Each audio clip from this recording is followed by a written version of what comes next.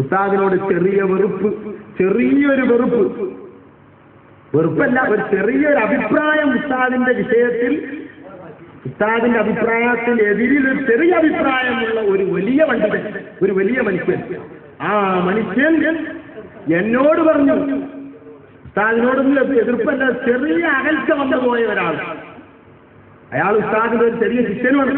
അയാൾ എന്നോട് പറയാണ്, ഞാൻ അല്ലാഹുവിന്റെ റസൂലിനെ സ്വപ്നത്തിൽ കണ്ടപ്പോൾ റസൂലുള്ളാഹി തങ്ങൾ എന്നോട് ഒരു ഹദീസ് ഓതി. ഏതാണ് ഹദീസ്?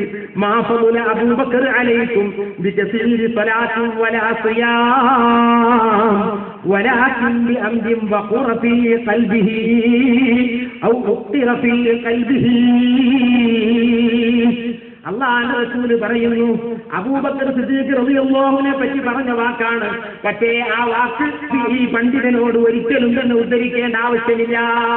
അല്ലാഹുവിന്റെ റസൂലിന്റെ വാക്ക്, വിശുദ്ധ ഖുർആനിന്റെ വാക്കൊക്കെ ജാമിയാണ്, എല്ലാ വിഷയവും ഉൾക്കൊള്ളുന്നതാണ്. അദ്ദേഹം പറയാണ്, എന്നോട് റസൂൽ ഓതി തന്ന ഹദീസ് ഇതാണ്, അബൂബക്കർ നിങ്ങളേക്കാൾ ഉയർന്നത് കുറെ നിസ്കാരം കൊണ്ടും നോമ്പ് കൊണ്ടുമല്ല, തന്റെ ഹൃദയം അല്ലാഹു പ്രത്യേകമായി മാനിച്ച ഹൃദയമാണ്, അല്ലാഹു ഹൃദയത്തിലേക്കാണ് നോക്കുന്നത് എന്ന ഹദീസ് റസൂലുള്ളാഹി തങ്ങൾ എന്നോട് പറഞ്ഞു.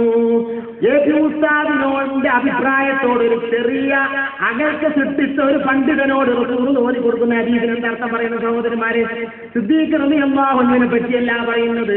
റസൂലുള്ളാഹിന്റെ കാലത്ത് സിദ്ദീഖ് തങ്ങളെ പറ്റി പറഞ്ഞ ഹദീസാണെങ്കിലും ഇന്നുള്ള ആ പണ്ഡിതനോട് ഈ ഹദീസ് മാത്രം റസൂൽ ഓതി കൊടുത്താൽ, അബൂബക്കർ എന്ന് പറഞ്ഞാൽ എന്ന് പറയുന്ന അബൂബക്കർ ഉണ്ടല്ലോ, അത് നിങ്ങളെക്കാണൊക്കെ വളർന്നത് ഹൃദയത്തിന്റെ ശുദ്ധി കൊണ്ടും ഹൃദയത്തിന്റെ വളർച്ച കൊണ്ടുമാണ്. അവരോട് നിങ്ങൾ എതിരിൽ നിൽക്കരുത് എന്നാണ് പറയുന്നത്.